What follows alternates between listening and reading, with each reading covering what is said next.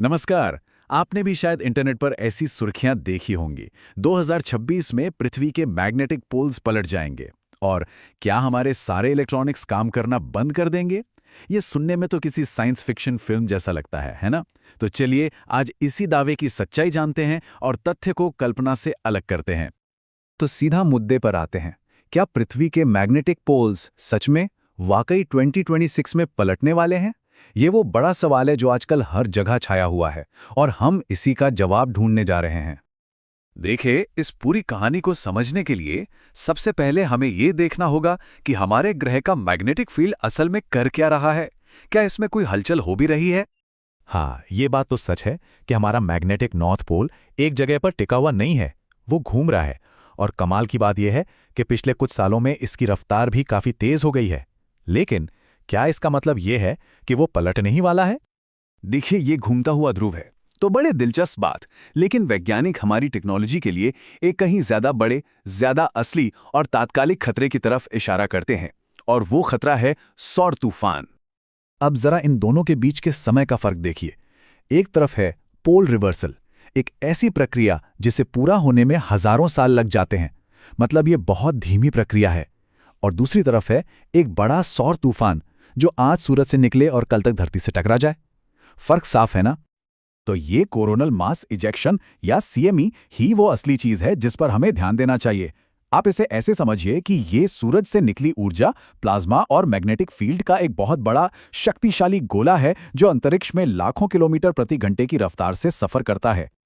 अच्छा, एक सौर तूफान कितना ताकतवर हो सकता है, इसे समझने के लिए हमें इतिहास में थोड़ा पीछे चलना होगा। 1859 में हुई थी कैरिंगटन घटना, जो अब तक के इतिहास का सबसे भयानक भूचुंबकीय तूफान माना जाता है। ये टाइमलाइन देखिए, कितनी तेजी से सब कुछ हुआ। एक खगोल शास्त्री ने सूरज पर एक बहुत बड़ा विस्फोट देखा और उसके ठीक 18 घंटे से भी कम समय में वो तूफान 9 करोड़ मील का सफर तय करके हमारी धरती से आ टकराया। मतलब एक दिन के अंदर ही सब कुछ हो गया।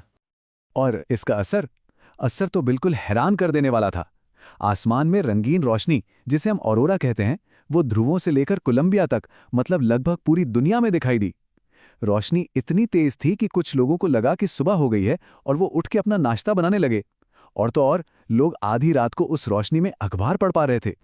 लेकिन सबसे चौंकाने वाला असर उस जमाने की सबसे आधुनिक टेक्नोलॉजी टेलीग्राफ पर हुआ।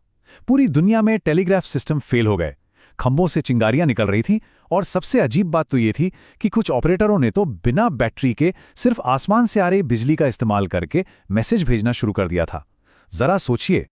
तो चलिए अब 1859 से आज के जमाने में वापस आते हैं।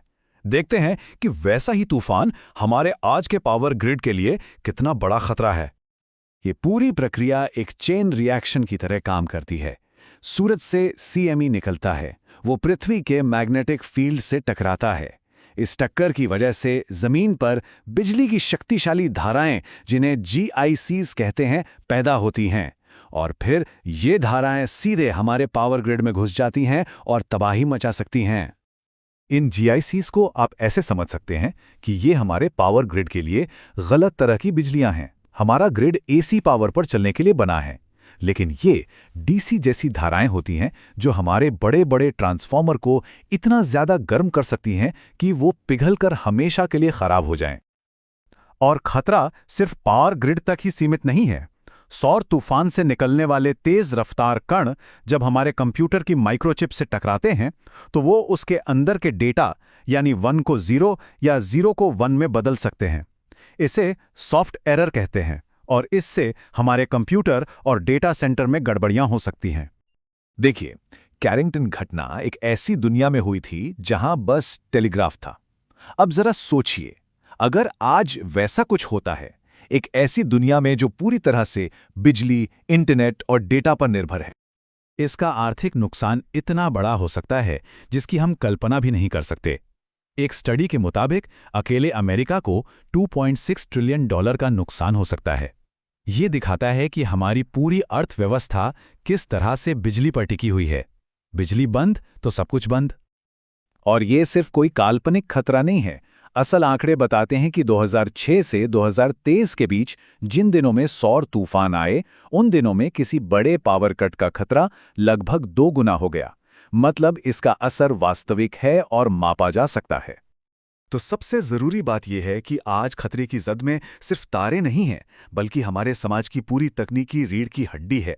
हमारा power grid, GPS satellites, internet, mobile networks, हवाई जहाज, सब कुछ दांव पर लग सकता है।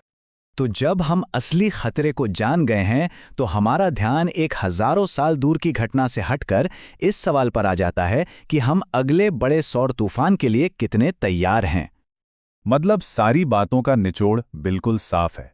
हमारे लिए आने वाले समय में असली और सबसे बड़ा खतरा वो धीमा पोल रिवर्सल नहीं है जो हजारों साल में होगा, बल्कि एक तेज और ताकतवर सौर तूफान है जो बस एक दिन की चेतावनी के साथ आ सकता है।